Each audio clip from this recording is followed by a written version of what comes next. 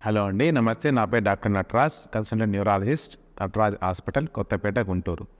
ఈ మధ్య కాలంలో చాలామంది ప్రతి నలుగురిలో నాకొచ్చే పేషెంట్ ఒకరొచ్చేసి మెడ నొప్పితో బాధపడుతున్నారనమాట. దాంతో పాటుగా చెయ్యి లాగడం గానీ, ఇట్లా సమస్యలతో వస్తున్నారనమాట.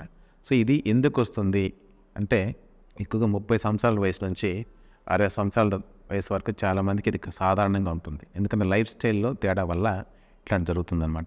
ఎక్కువసేపు కూర్చోవడము, తర్వాత కదలకుండా పోవడము, ఎక్కువ కంప్యూటర్ వర్కర్స్ చేసేవాళ్ళన్నమాట. ఎక్కువసేపు కూర్చొని వాళ్ళు మెడ కదలకుండా కంటితోనే పైకి కింద చూడడం వల్ల ఈ కండరాలు పట్టేసేయడము, తర్వాత ఈ వెన్నుపూసలు, ఈ డిస్కులు ఉంటాయి మధ్యలో, ఈ డిస్కులు అంటే అరగడం జరుగుతుందన్నమాట. ఈ అరిగేసి ఈ నరాలు ఒత్తుకోవడం జరుగుతుంది.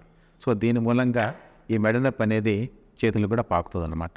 ఈ నొప్పి ఉన్న వాళ్ళు కొందరికి ఇంకా ఎక్కువ తీవ్రత ఎక్కువ ఉన్నప్పుడు చేయి కదపడం కానీ, తర్వాత బటన్స్ వేసుకోవడం కానీ, అన్నం కలపడం కానీ చాలా కష్టంగా ఉంటుంది వాళ్ళకి. ఇంకా చాలామందికి నిద్రలో చాలా ఇబ్బంది పడుతుంటారు అనమాట. చేయి లాగేస్తుంది, అసలు నిద్ర పట్టడం లేదు అనేసి. సో, ఇట్లాంటి సమస్యలకి మనం వెంటనే గుర్తించాల్సిన అవసరం ఉంటుంది. సో, ఫస్ట్ ఏం చేయాలంటే వాళ్ళకు వచ్చినప్పుడు ఒక ఎక్స్రే తీయాలి. ఎక్స్రే సర్వైకల్ స్పైన్ అంటాం. దాంట్లో ఏదన్నా చేంజెస్ ఏమైనా ఉన్నాయా అంటే దానికి మనం సరైనటువంటి ట్రీట్మెంట్ ఏంటంటే ఫిజియోథెరపీ చేయడము, తర్వాత కంటిన్యూస్గా కూర్చోకుండా సో మెడకు అది సంబంధించిన కొన్ని ఎక్సర్సైజ్ చేయడం. సో, ఇట్లా మార్పుల వల్ల ఈ తాత్కాలికంగా ఉపశమనం కలిగించవచ్చు. సో, అట్లా కాకుండా కొందరికి ఏదైనా ఇంకా ఎక్కువ తీవ్రతంగా ఉంది, తర్వాత వాళ్ళకి పట్టుకోవడం ఇబ్బందిగా ఉంది, బటన్స్ వేసుకునే ఇబ్బందిగా ఉంది అనుకున్నప్పుడు ఎంఆర్ఐ స్కాన్ తీసుకొని, సో దాంట్లో ఏదో నరం ఒత్తుకుంటుంది అనుకున్నప్పుడు వాళ్ళకి సర్జరీ చేయాల్సిన అవసరం ఉంటుంది.